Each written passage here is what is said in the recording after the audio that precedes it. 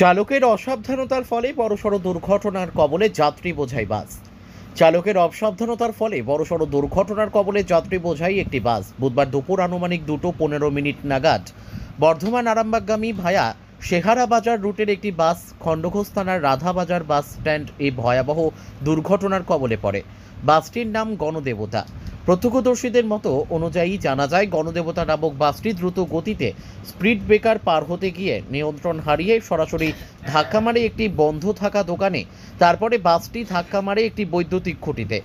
ঘটনার দরুন আহত হয় বেশ কয়েকজন যাত্রী। ঘটনার দরুন বিদ্যুৎ বিচ্ছিন্ন হয়ে যায় গ্রামের বেশ কিছুক্ষণের জন্য।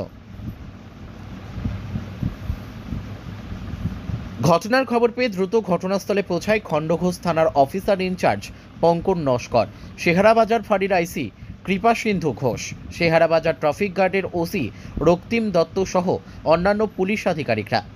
গুরুতর আহত 5 জনকে উদ্ধার করে পাঠানো হয় বর্ধমান মেডিকেল কলেজ হাসপাতালে চিকিৎসার জন্য। ঘটনার পরই পলাতক চালক সহ বাসের খালাসিরা।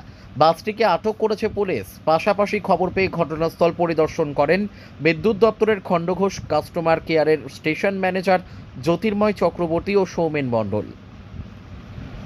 ব্যুরো রিপোর্ট, আমাদের টিভি। আমরা টপকে আমরা বাদিকে টপকে আর গাড়িটা ব্যালেন্স রাখতে না পেরে মায়ের দোকানে ঢুকে গেছে। কোথা থেকে আসছিল বাসটা? বর্ধমান আরামবাগ রুটে গণদেবতা বাস। কখন হয়েছে ঘটনাটা? মোটামুটি আধ ঘন্টা আগে। কি ক্ষতি হয়েছে? 5 জন উন্ডেড হয়েছে, তার মধ্যে একজনের অবস্থা খুব শোচনীয়। কি তারা সকলেই মহিলা না পুরুষের? সকলেই মহিলা। বাচ্চা আছে নাকি? না, বাচ্চা নেই। তাদেরকে পাঠানো হয়েছে কোথায় নিয়ে যাওয়া? বর্ধমান হসপিটালে পুলিশের গাড়ি করে বর্ধমান হসপিটালে নিয়ে যাওয়া। কোন জায়গায় এটা?